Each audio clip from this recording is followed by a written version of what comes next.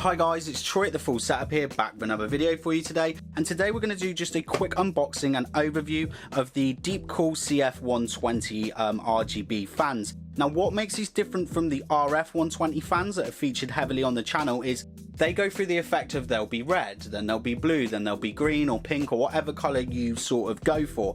These are addressable RGB, so you're going to need those headers on your motherboard. As you can see here, the way the colour will cycle. Now I'm not going to show these in a case today because I am doing a review on the upcoming Deepcool Castle RGB cooler that's going to be out at the end of the month. So I will be showing these inside a case in that video, but I will set them up in a minute so we can have a look at the lighting effects. Other than that, they look pretty identical to the RF120s. We can tell they are as well, same RPM, 500 to 1500 RPM, 56.5 CFM, and they've got a 17.8 to 27 decibels. Now, they are a bit noisy at 1500 RPM, but don't give any nasty coil whines. But I do find them like under 1100, very quiet. I've been using the fans quite a lot. A lot of the gaming videos that you would have watched in the channel, on all the ones where it was in my Onyx glass case, that's what I was using. Need some scissors. Oh, I haven't got scissors, so we're going screwdriver. So yeah, they just sent these fans to me to sort of complement the Castle cooler that they've sent. And I think I've managed to get that Castle cooler before it's even out, so big up to me.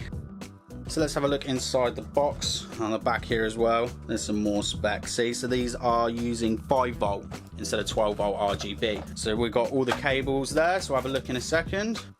And then we have the free, I'm just going to take one out, the free Deepcool CF120s. And I'm telling you, I'm looking at an RF120 in my case behind me, the exact same fan. They've just changed the lights on these. So on the fans as well, don't know if they do these in 140 yet, but they did bring out RF140s a little later as well. Now they're not only available in triple packs, you can also buy them in single packs. Like my new watch, it's nice, isn't it? Armani, living the life.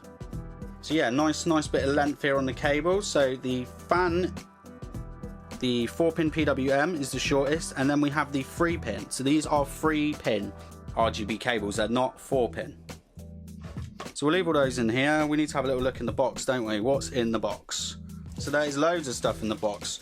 Now this is one thing I big up every time. Every time we do a Deepcool video, you get this lovely 4-pin PWM splitter. You can even stick it as well.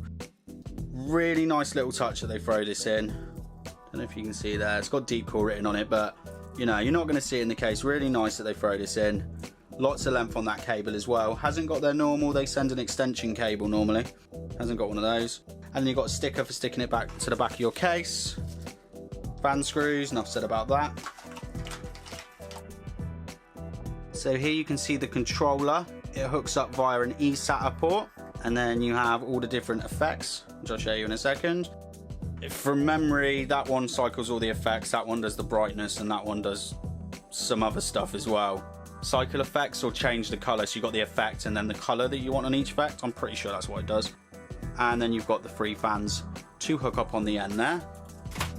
And just to prove that it is the triple pack, here we go.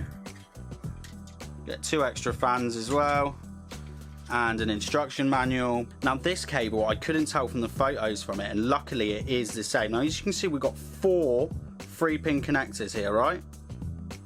And then we've got another one here. So what this allows you to do is hook up 3 fans, but then you have a daisy chain. So if you buy another fan or another triple pack, that's how I was running like 7 or 8 RF120s off one header. So that's going to be very useful for you. Now Gigabyte have lots of headers, Asus not so much. Last but not least, we have the sync cables, and the reason I'm really happy about the sync cables is 2 things.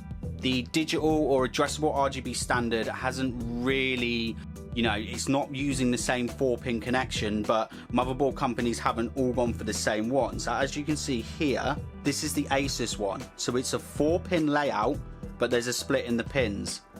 Now this one here is the Gigabyte one, which is got for the 3 pins. Now a lot of companies are just going, okay, it only works with AuraSync or it only works with RGB Fusion. So you get both cables. So that's definitely very useful. Well, take a look at these bad boys. Now, I was completely wrong with the controller. Completely wrong with the controller. The plus and minus is plus and minus effects, and the middle one is speed, which I don't know if my camera will quite capture the speed, but that's the speed of the effect. Look at that. So yeah, I'm just going to take you through the lighting effects.